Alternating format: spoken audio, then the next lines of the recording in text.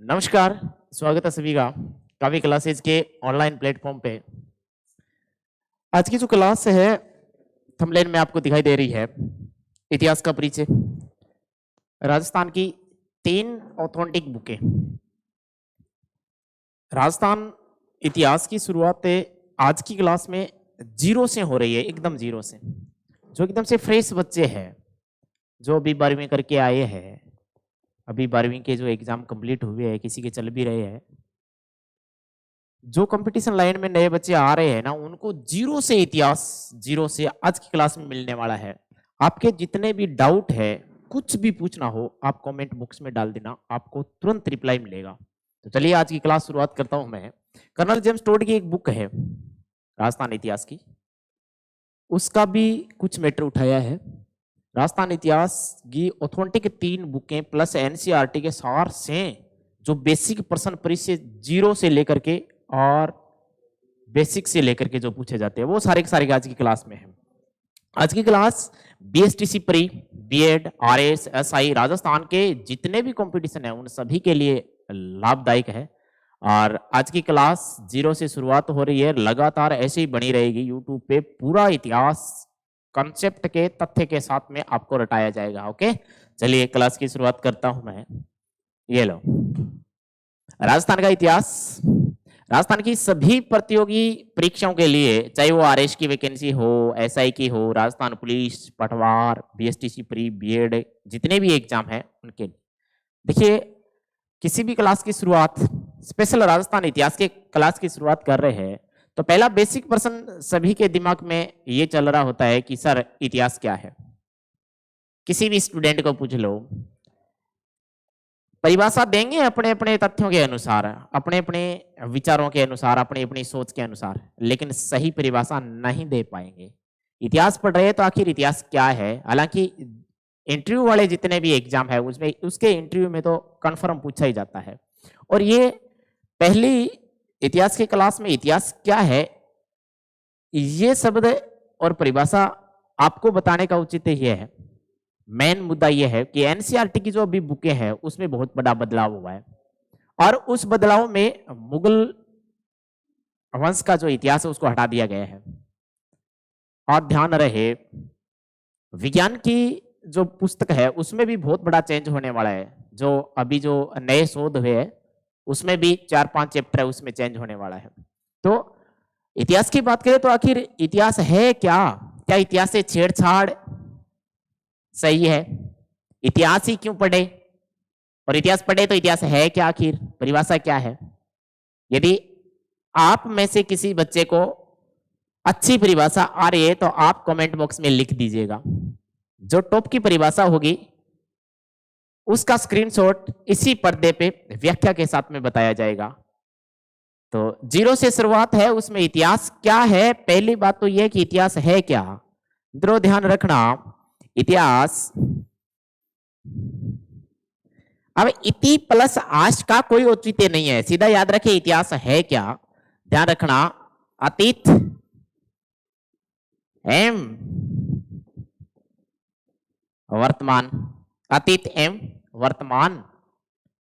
अतीत का वर्तमान के संदर्भ में वो भी तथ्यों के साथ में, यानी तिथि सहित, तिथि सहित अध्ययन इतिहास कहलाता है। इतिहास क्या है तो बता देना। इतिहास की वो घटनाएं जिनकी तिथि अंकित हो, वर्तमान परिप्रेक्ष्य में पढ़ा जाए, उसे इतिहास कहते हैं। एसआई का एग्जाम हुआ, उसके हिंदी पार्ट में इन्हीं की शब्दावली से प्रश्न पूछे गए। इन्हीं की शब्दावली ये हो सकती है कि सर इतिहास की परिभाषा ठीक आपने बता दी, तो फिर प्रागे इतिहास क्या है, और आधे इतिहास क्या है, और फिर इतिहास क्या है। इतिहास मैंने बता दिया कि अतीत की घटनाएं, अतीत की घटनाएं जो तिथि अंकित हो, क्या हो, तिथि अंकित। जैसे 1857 की क्रांति 1857 में हुई, तिथि अंकित हो, वो इतिहास है। और उसका अध्ययन है वर्तमान परिप्रेक्ष्य में किया जाए। वर्तमान है परिप्रेक्ष्य में किया जाए वही इतिहास है। इतिहास और इतिहास, इतिहास का ही परिष्कृत रूप इतिहास है। तो फिर प्राग इतिहास क्या है? ध्यान रखना, अच्छे से नोट कर लेना, यहां से एसआई के पेपर में प्रश्न पूछा गया है। प्राग इतिहास का मतलब यह है कि ऐसा इतिहास जिसका कोई लिखित प्रमाण न हो, लिखित प्रमाण नहीं हो, मिला ही नहीं, लिखित प्रमाण है ही नहीं, क्या कहलाएगा? प्राग इतिहास कहलाएगा। कंप्लीट। तो फिर आद्य इतिहास, तो बता दीजिएगा सर, आद्य इतिहास में लिखित प्रमाण तो मिले हैं लेकिन उसको आज तक पढ़ा नहीं गया है, पढ़ा नहीं गया है। उदाहरण जैसे यदि यहां बात करें कि प्राग इतिहास काल कौन सा इतिहास का काल है जिसके कोई लिखित प्रमाण नहीं है, तो आपको उदाहरण लिखना है जैसे पाषाण काल, और इस पाषाण काल को क्या कहेंगे? प्राग इतिहास काल। आगे जाकर के प्राग इतिहास काल को ये बहुत भागों में विभाजित कर दिया गया है। पूरा पाषाण काल, उच्च पाषाण काल, निम्न पाषाण काल, नव पाषाण काल, 3 3 6 आगे और वर्गीकृत किया गया पाषाण काल को। जैसे जैसे आगे बढ़ेंगे अपन लोग चर्चा करते जाए। पूछ लिया आद्य इतिहास क्या है, तो बता देना वह इतिहास जिनके लिखित साक्ष्य तो मिले हैं लेकिन आज तक उसको कंप्लीट पढ़ा नहीं गया है। जैसे सिंधु घाटी सभ्यता, किसको रखेंगे? सिंधु घाटी सभ्यता को, सिंधु घाटी सभ्यता। क्यों? क्योंकि प्राग इतिहास काल वह इतिहास जिसके लिखित साक्ष्य मिले लेकिन पढ़ा नहीं गया। उसमें एक ही उदाहरण आएगा, वो कौन सा? तो बता देना धोलावीरा का, धोलावीरा का। मित्रों, धोलावीरा से जो लिपि मिली है वो आज तक इतिहासकारों से पढ़ी नहीं गई है, इसलिए सिंधु घाटी सभ्यता को आद्य इतिहास काल में रखते हैं अपन लोग। सिंधु घाटी सभ्यता पढ़ते हैं, उसमें एक बढ़िया प्रश्न आता है कि सिंधु घाटी सभ्यता की निम्न में से कौन सी विशेषता है, कौन सी नहीं है। तो उसमें लिखा जाता है क्या सिंधु घाटी सभ्यता ग्रामीण अवस्था थी, या फिर नगरीय अवस्था थी, या फिर कांस्य युगीन अवस्था थी, या फिर आद्य युगीन अवस्था थी। तो ध्यान रहे कौन सी है, बता देना आद्य युगीन है, जिसके लिखित प्रमाण तो मिले है लेकिन आज तक कंप्लीट पढ़े नहीं गई है। उदाहरण की बात करें तो कौन सा उदाहरण आ जाएगा? धोलावीरा की लिपि। और धोलावीरा विश्व यूनेस्को की विश्व धरोहर सूची में शामिल है, इसलिए बहुत इंपॉर्टेंट महत्वपूर्ण प्रश्न है, रट्टा मार लेना। ऐतिहासिक काल, ऐतिहासिक काल वह काल है, या इतिहास कहे, इतिहास वह घटनाएं है जो अतीत की घटनाओं को तिथि के साथ में वर्तमान परिप्रेक्ष्य में पढ़ा जाता है। जैसे 1857 की क्रांति 1857 में हुई, तो अतीत का वर्तमान परिप्रेक्ष्य में अध्ययन इतिहास कहलाता है। ये बेसिक 4 शब्दावली मैंने अभी बताई है, उम्मीद करता हूं कि सभी बच्चों को समझ आ गया होगा। पहली ये प्राग इतिहास काल क्या है, दूसरी आद्य इतिहास क्या है, तीसरी इतिहास क्या है। प्राग इतिहास वह काल जिसे कोई लिखित साक्ष्य नहीं मिले, लिखित साक्ष्य नहीं मिले हैं। पूछ ले उदाहरण, जैसे लिखा हुआ आएगा प्रश्न की कौन सा सत्य है कौन सा असत्य है। लिखा हुआ आएगा पहले ही ऑप्शन में कि पाषाण काल को आद्य इतिहास काल में रखा जाता है, आप बता देना नहीं। तो किस में लिखा जाता है? प्राग इतिहास काल में पाषाण काल को रखा जाता है। तो उदाहरण आ जाएगा कौन सा? पाषाण काल। ठीक। आद्य इतिहास काल की बात करें तो वह इतिहास का कालखंड जिसके लिखित साक्ष्य मिले हैं लेकिन उसको पढ़ा नहीं गया है, पढ़ा नहीं गया है। उदाहरण की बात करें, कौन सा काल आद्य इतिहास काल है, किसको रखें? क्या पाषाण काल को, क्या सिंधु घाटी सभ्यता को, क्या वैदिक काल को? तो बता देना सिंधु घाटी सभ्यता के काल के, सिंधु घाटी की सभ्यता। अब पूछ ले इतिहास क्या है, तो बता देना इतिहास की शब्दावली यह होगी, इतिहास की परिभाषा होगी कि जिसके लिखित साक्ष्य मिले हो और जिसको संपूर्ण रूप से पढ़ा गया हो वह घटना क्या कहलाएगी? इतिहास कहलाएगी। इसका मतलब इसमें तिथि अंकित है। क्या अंकित है? तिथि अंकित है। जैसे बिजोलिया किसान आंदोलन 1897 में शुरुआत हुई, जैसे 1857 की क्रांति 1857 से ही घटित हुई। इस प्रकार की जो तिथि के साथ अंकित घटनाएं वो सारी की सारी इतिहास है। ये 3 बेसिक शब्दावली है, इसमें से ये एसआई के एग्जाम में पूछा गया। और आधे ऐतिहासिक काल सिंधु घाटी सभ्यताओं से आरएएस में प्रश्न पूछा गया।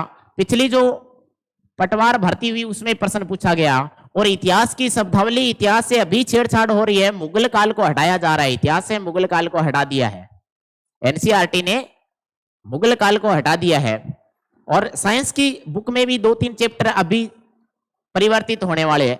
तो जितने भी आगामी इंटरव्यू वाले जितने भी एग्जाम होंगे, जैसे आरएएस है, एसआई के एग्जाम है, उसके बाद में इंटरव्यू होंगे, तो उसमें लगभग 1000% चांस है कि इस प्रश्न को पूछेंगे कि क्या इतिहास के साथ में छेड़छाड़ करना उचित है, यदि है तो कैसे और नहीं तो कैसे।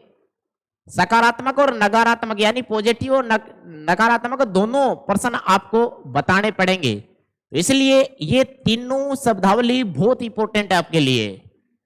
यहां तक का मामला यदि समझ में आ गया है तो कमेंट बॉक्स में एक बार लिख दो कि यस सर समझ में आ गया है। फिर मैं आगे बढ़ता हूं अगले पेज पे। ये लो, अब प्रश्न सीधा बेसिक प्रश्न यही है कि इतिहास, राजस्थान इतिहास की जानकारियां ले रहे हैं। तो पहला ही प्रश्न, विश्व इतिहास का जनक किसे कहेंगे? अब जो जिन बच्चों ने तैयारी कर रखी है 4-5 साल से, 2-3 साल से जो तैयारियों में लगे हैं उनको तो पता है, लेकिन जो नए फील्ड में आए उनके लिए ये बेसिक प्रश्न भी बहुत टफ प्रश्न है। पूछ ले कि विश्व इतिहास का जनक है, तो बता देना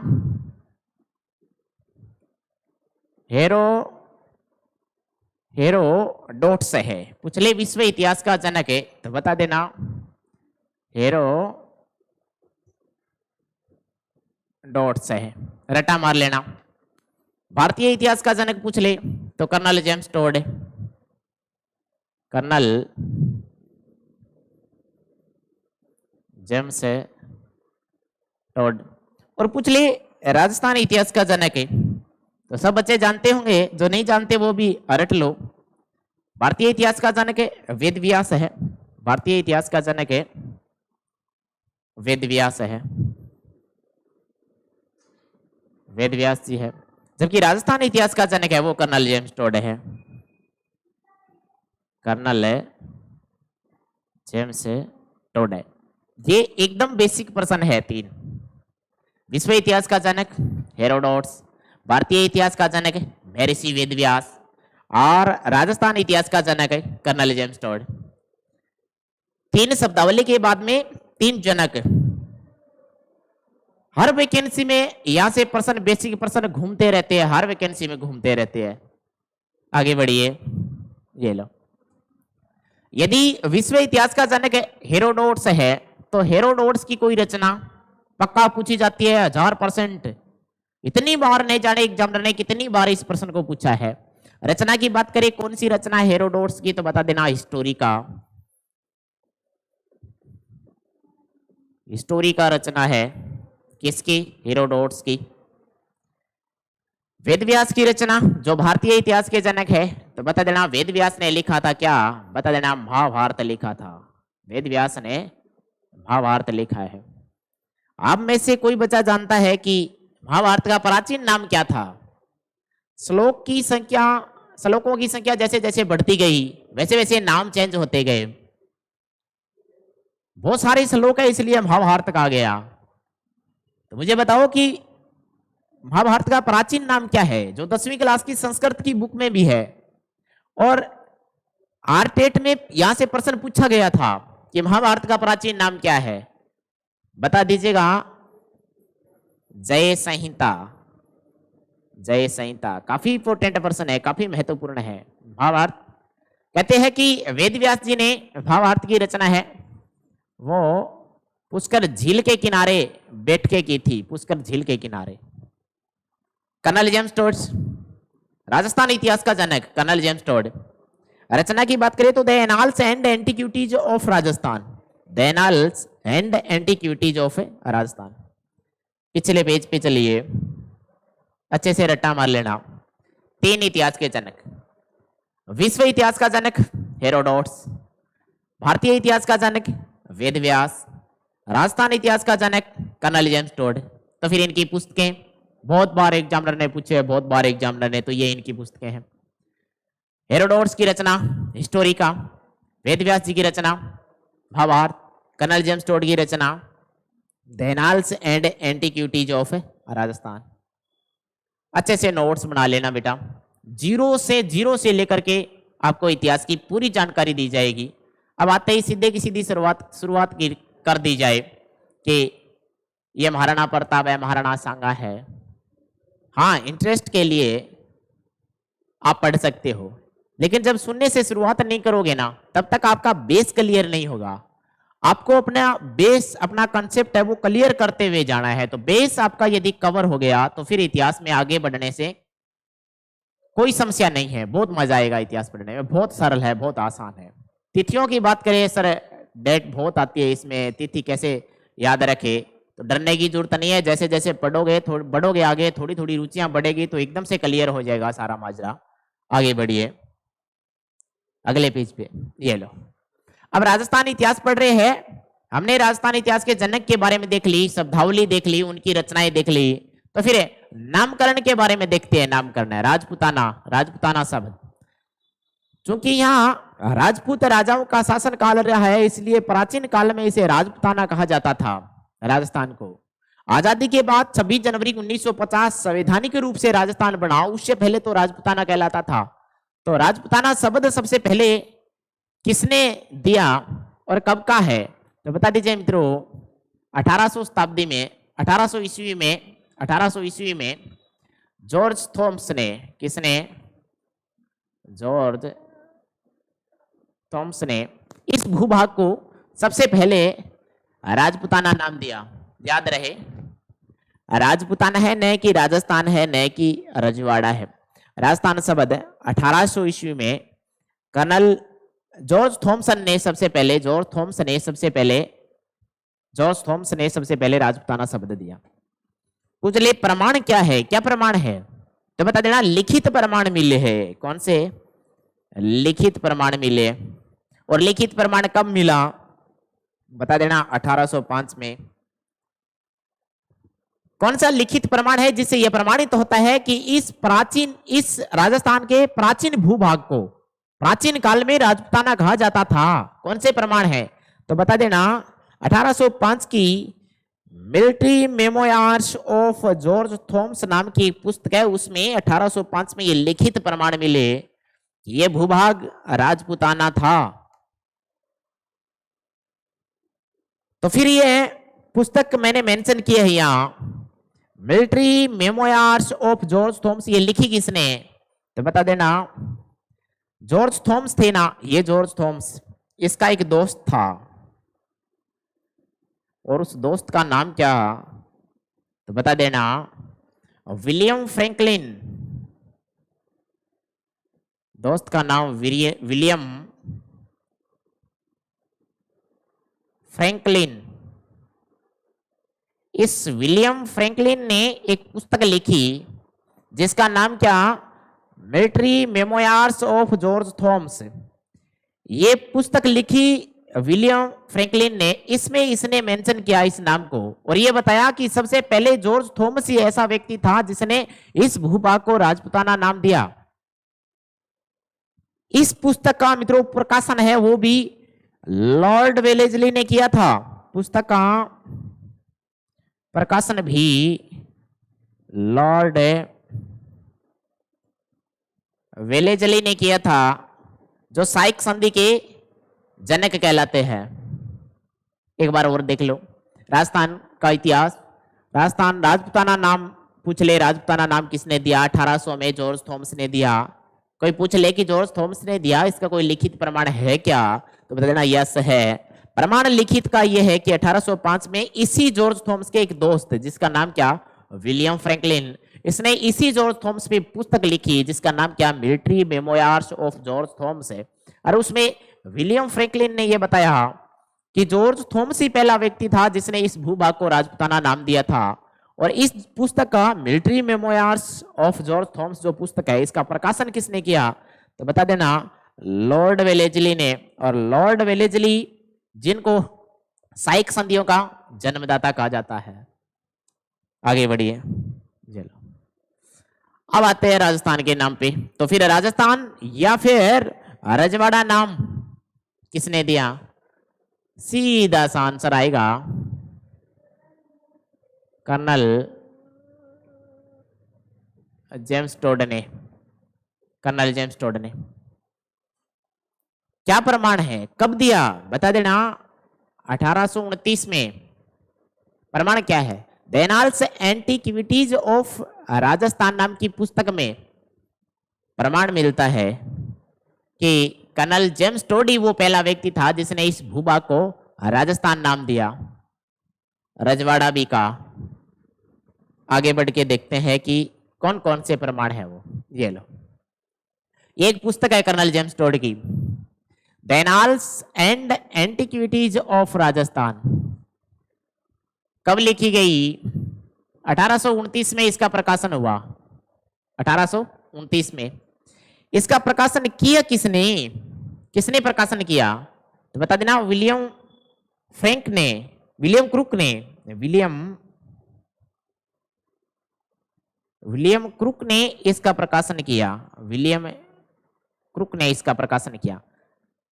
military memoirs of George Thomas पुस्तक का प्रकाशन लॉर्ड वेलेजली ने किया था, जबकि देनाल्स एंड एंटीक्विटीज ऑफ राजस्थान जो 1829 की ये जो पुस्तक है, इसका प्रकाशन किसने किया?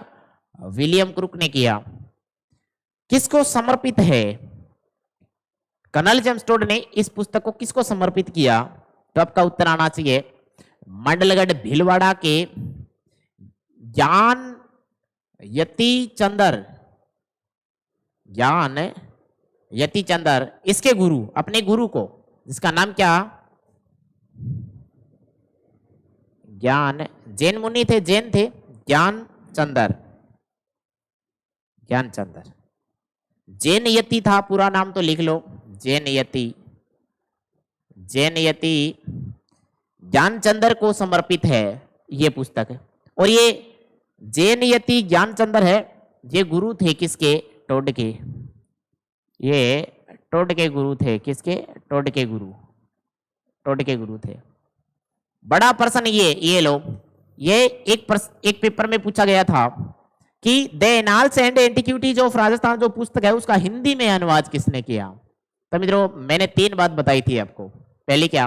विश्व इतिहास का जनक हेरोडोट्स, भारतीय इतिहास का जनक महर्षि वेदव्यास, राजस्थान इतिहास का जनक कर्नल जेम्स टोड। अब चौथा प्रश्न यह है कि राजस्थान का आधुनिक इतिहासकर्ता कौन है? आधुनिक इतिहास लिखने वाला राजस्थान के आधुनिक इतिहास का जनक कौन है? तो फिर आपका उत्तर आएगा डॉक्टर हीराचंद ओझा। डॉक्टर गौरीशंकर हीराचंद ओझा। इसने हिंदी में अनुवाद किया था। इसका हिंदी अनुवाद डॉक्टर ओझा ने किया। किसने? ओझा ने किया। और डॉक्टर ओझा को राजस्थान इतिहास का, राजस्थान के आधुनिक इतिहास का जनक कहा जाता है। राजस्थान का आधुनिक इतिहास का जनक कहा जाता है। किसको? ओझा को। यहां तक भी मामला समझ में आ गया होगा। मैंने कहा राजस्थान या रजवाड़ा शब्द कर्नल जेम्स टोड ने 1829 में किस पुस्तक में ये नाम दिया? देनाल्स एंड एंटीक्विटीज ऑफ राजस्थान। प्रकाशन विलियम क्रुक ने किया। किसको समर्पित है ये पुस्तक? तो बता देना जैन यति ज्ञानचंदर जो गुरु थे किसके? कर्नल जेम्स टोड के, अपने गुरु को समर्पित किया। इसका हिंदी में अनुवाद किसने किया? डॉक्टर ओझा ने, जिसको राजस्थान के आधुनिक इतिहास का जनक कहा जाता है। अगले पेज पे चलिए।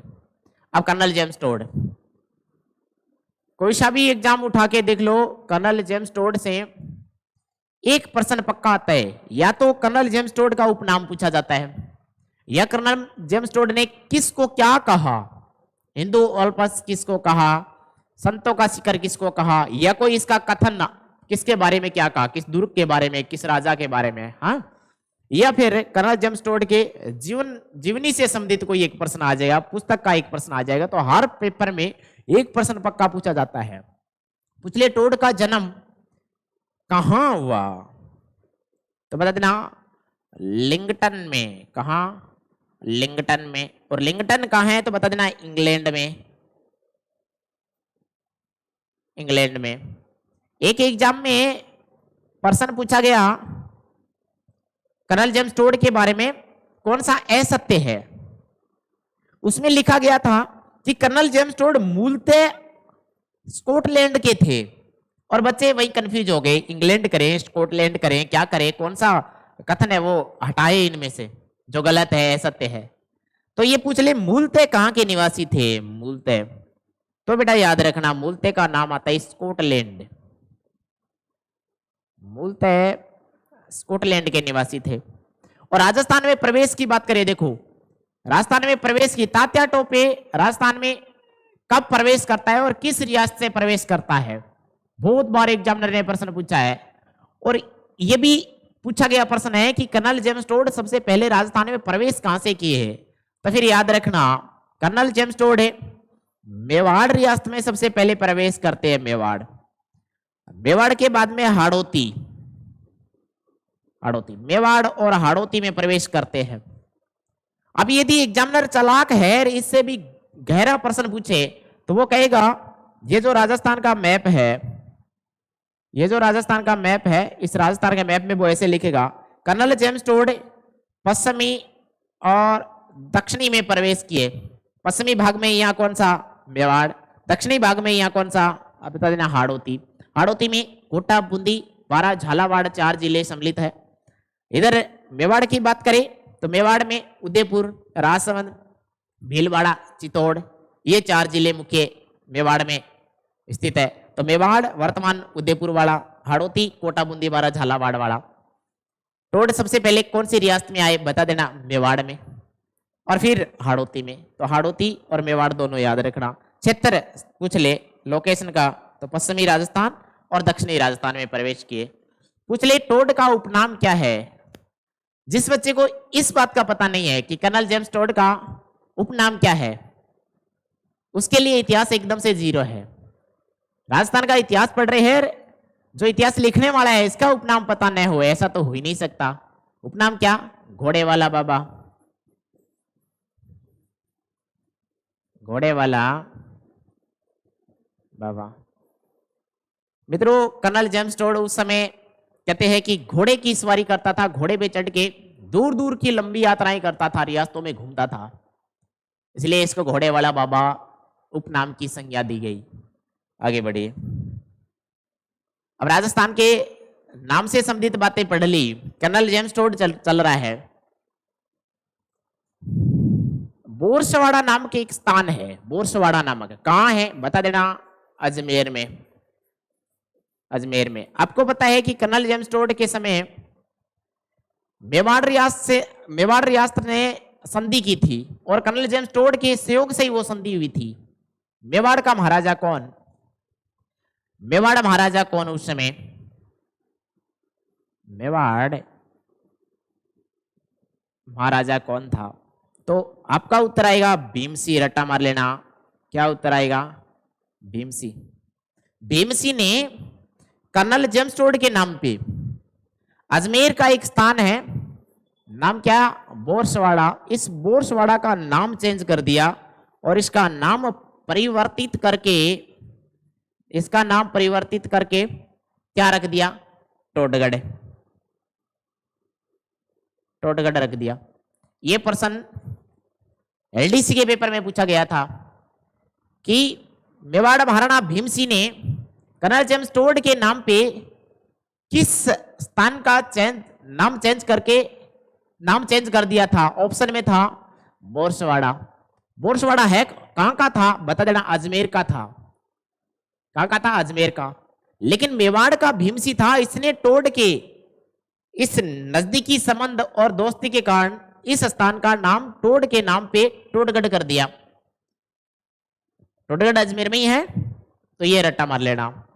बोरसवाड़ा स्थान कहां का है? अजमेर का है। त्रुटि गलतियां करवा लेगा, वो कहेगा कि बोरसवाड़ा है वो मेवाड़ का एक क्षेत्र था, नहीं, कहां का था? अजमेर का था। 19वीं शताब्दी।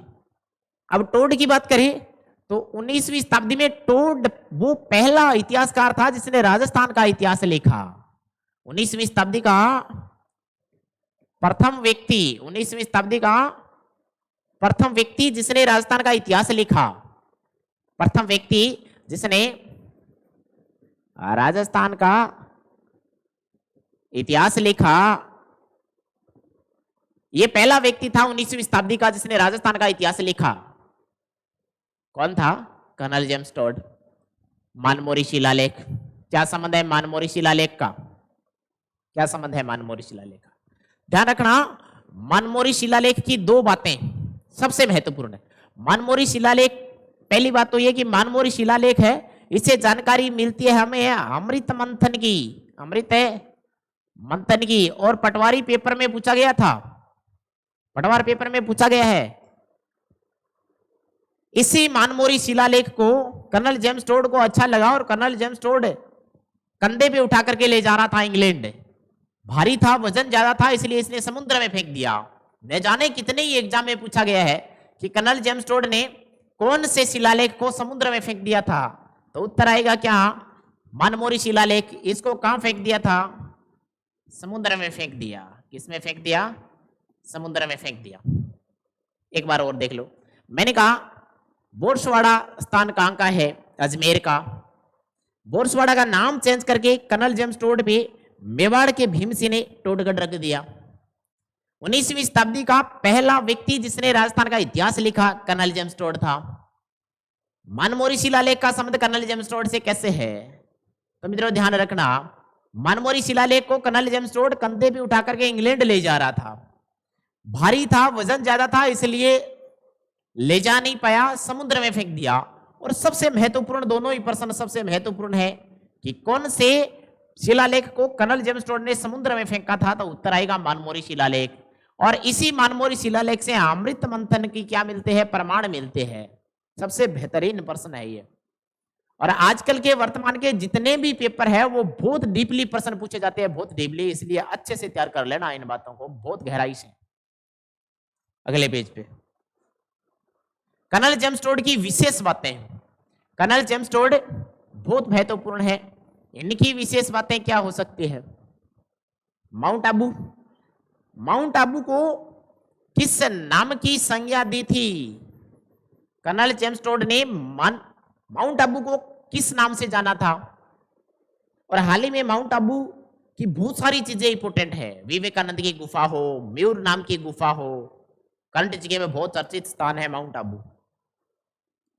इस माउंट आबू को कर्नल जेम्स टोड ने हिंदू ओलंपस कहा था। क्या कहा था? हिंदू ओलंपस का। और गुरु शिखर को कर्नल जेम्स टोड ने क्या कहा? लिखिए कमेंट बॉक्स में, क्या कहा? संतों का शिखर।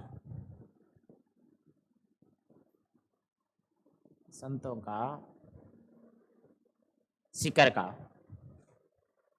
जो मैं बता रहा हूं जीरो से लेके चल रहा हूं मैं, हर बात को जीरो से लेकर के बेस बना करके, ताकि नए बच्चे वो भी इनसे बोर नहीं हो, सीख सके।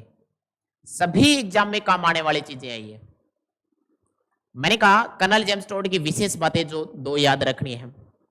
माउंट आबू को हिंदू ओलंपस की संज्ञा दी, ओलंपस का इसने कर्नल टोड ने। गुरु शिखर को संतों का शिखर कहा। अगली बात, राजस्थान का नामकरण। राजस्थान के नामकरण की बात करें, सबसे प्राचीन तथ्यों की, सबसे प्राचीन तथ्यों की पूछ ले कोई कि ऋग्वेद में राजस्थान को किस नाम से जाना जाता था, और रामायण में राजस्थान को किस नाम से जाना जाता था? चित्तौड़गढ़ शिलालेख में क्या राजस्थान नाम का नामकरण है, उल्लेख है? वसंतगढ़ शिलालेख में क्या राजस्थान नाम की कोई ऐसे प्रमाण मिले हैं जिससे ये जानकारी मिल सके कि इसका नामकरण वास्तव में राजस्थान था या कोई अन्य था? सबसे पहले ऋग्वेद में राजस्थान को ब्रह्मवर्त कहा गया। क्या नाम था? रट्टा मार लेना, मैच करवाने में या फिर सत्य है सत्य में पूछे जाएंगे प्रश्न पक्का। ऋग्वेद में राजस्थान का नामकरण क्या था, किस नाम से उल्लेख था? ब्रह्मवर्त के नाम से। रामायण के समय राजस्थान को क्या कहा गया? क्या कहा गया? मरुकांतर कहा गया, मरुकांतर। रामायण के समय में राजस्थान को मरुकांतर कहा जाता था। चित्तौड़गढ़ शिलालेख में राजस्थान शब्द का उल्लेख है। किस शब्द का? राजस्थान शब्द का उल्लेख है। बसंतगढ़ शिलालेख जो विक्रमी संवत 682 का है। कब का? 682 का। ये लिखित प्रमाण है राजस्थान शब्द का। कौन सा प्रमाण है? लिखित प्रमाण। क्या लिखा है बसंतगढ़ शिलालेख में? बता देना। ये नाम लिखा गया है, कौन सा? राजस्थानादित्य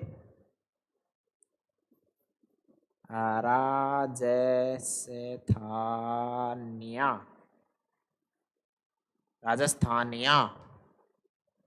कहने का मतलब ये पूछ ले कि लिखित प्रमाण कहां से मिले राजस्थान नाम के? कौन से नाम के? राजस्थान नाम के। तो बता देना बसंतगढ़ शिलालेख से मिले। कब का है? 682 का है। विक्रमी संवत 682 का है। राजस्थान शब्द का लिखित प्रमाण। ऑप्शन में ये भी नहीं हो तो फिर बता देना खिम्मल माता मंदिर में मिले। कौन से? बसंतगढ़ का खिम्मल माता जो मंदिर है, उस मंदिर की दीवार पे ये बसंतगढ़ का शिलालेख लिखा हुआ है। इसमें राजस्थान नाम का उल्लेख है। चित्तौड़गढ़ शिलालेख में राजस्थान शब्द का उल्लेख है। रामायण काल में राजस्थान को मरुकांतर कहा जाता था और ऋग्वेद में राजस्थान को ब्रह्मवर्त कहा जाता था। अच्छे से लिख लेना चारों बातों को, एक जगह मैंने लिख दिया आपके सामने। अगली बात, अन्य स्रोत प्रमाण जहां से राजस्थान शब्द का उल्लेख मिलता है। नैनसिरी ख्यात से राजस्थान शब्द का उल्लेख मिलता है। राजरूपक में राजस्थान शब्द का उल्लेख मिलता है और वीर विनोद रचना में राजस्थान शब्द का बहुत बार वर्णन मिलता है। वर्तमान आधुनिक काल की कुछ एक पुस्तकें, जिनमें से नैनसिरी पुस्तकें याद रखें, मुणोत नैनसी जोधपुर से संबंध है। राजरूपक याद रखे, वीर विनोद याद रखे। ये तीन पुस्तकें ऐसी है जो राजस्थान नाम का बार बार उल्लेख करती है। पहले राजस्थान के बारे में अपन लोगों ने प्रमाण देखे, कौन सा? The annals and antiquities of Rajasthan पुस्तक में राजस्थान और रजवाड़ा शब्द, राजपुताना शब्द military memoirs of George Thomas William Franklin ने लिखी थी। विलियम वेलेजली ने साइक संधि के जन्मदाता लॉर्ड वेलेजली ने प्रकाशन किया था, उसमें राजपुताना शब्द का उल्लेख था। अन्य पुस्तकों की बात करें तो नैनसिरी ख्यात में राजस्थान शब्द का उल्लेख है, राजरूपक में राजस्थान शब्द का उल्लेख है और वीर विनोद में राजस्थान शब्द का उल्लेख है। आगे बढ़िए। ये अखिल भारतीय देशी लोक परिषद और प्रांतीय सभा का अधिवेशन हुआ, उसमें भी राजस्थान शब्द पे चर्चा की गई, खूब चर्चा की गई। और 26 जनवरी 1950 को राजस्थान शब्द को संवैधानिक रूप से राजस्थान शब्द दिया गया। संवैधानिक रूप से राजस्थान बना दिया गया। अब मुझे दो प्रश्न पूछने हैं, वो दोनों तिथियों से संबंधित है। 1 नवंबर 1956 और 30 मार्च 1949, जो मैं यहां लिख लेता हूं। कमेंट बॉक्स में आपको इनके उत्तर बताने हैं। राजस्थान का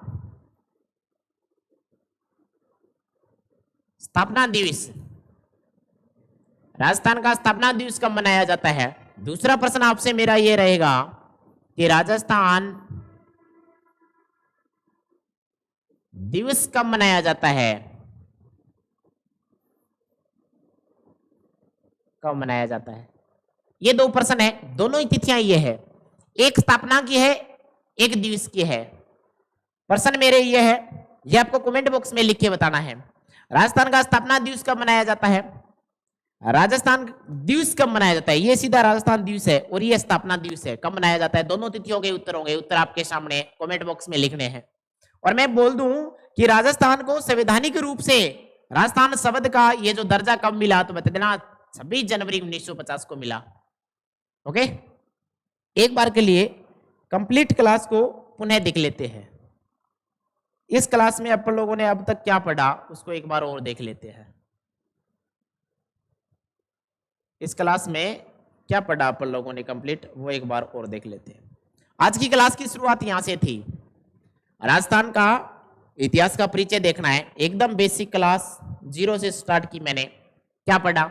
सभी प्रतियोगी परीक्षाओं के लिए इंपॉर्टेंट है। इतिहास क्या है? तो एकदम 2 शब्दों का उत्तर है। अतीत का अध्ययन ही क्या है? इतिहास है। लेकिन साथ में क्या हो? तिथि अंकित हो, इतिहास कहलाता है।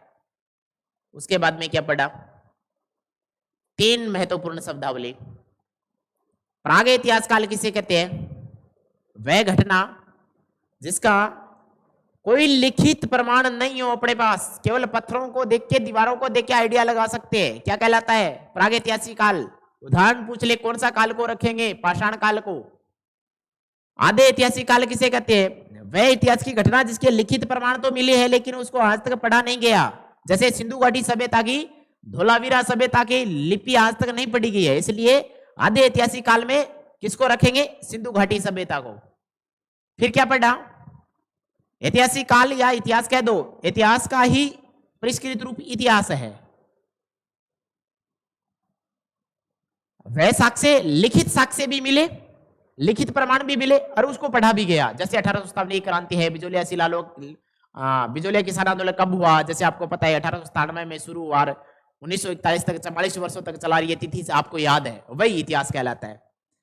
यदि ठीक परिभाषा दी जाए तो अतीत की घटनाएं, तिथि जिसकी तिथि अंकित हो, वर्तमान परिप्रेक्ष्य में पढ़ा जाए तो वो क्या कहलाता है? इतिहास कहलाता है। फिर क्या पढ़ा?